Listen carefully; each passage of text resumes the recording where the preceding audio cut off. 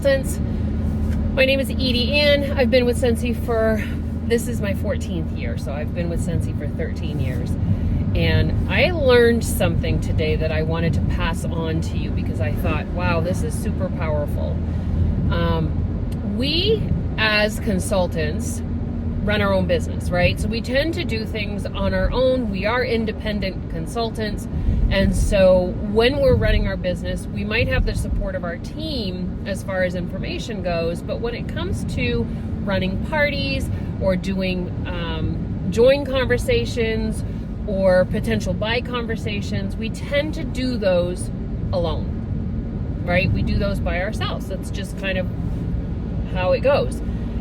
And I just learned that having a partner, doing it with somebody else, creating a team effort when it comes to having conversations with people tends to, watch it, that's a big bump, sorry, tends to work better, and here's why. So if I'm talking to a friend about having a party or maybe even potentially thinking about joining and having those conversations with them, it's easier to say no or back out of something when you're only dealing with one person. Now think about that. If there is somebody else there and it becomes a 2 against 1 scenario, the likeliness of them saying no is a lot lower. It's a lot lower.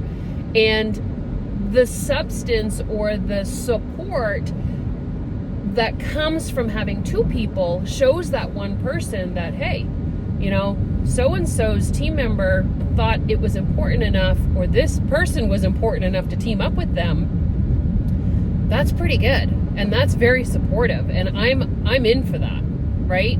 So if you're having a conversation about hosting a party or joining the opportunity, it is a lot better to have somebody else there with you to have that conversation with them. And it becomes a 2-on-1 conversation. So, and it's not about ganging up, and I don't want you to think that that's the case, because in a 2-on-1 conversation, primarily there's only going to be one person talking and presenting the opportunity, and the other person is observing, maybe learning, and observing the person that they are talking to, right? And so when it comes to closing the deal, that person that's been observing might have some insight that the talking person didn't even recognize, right?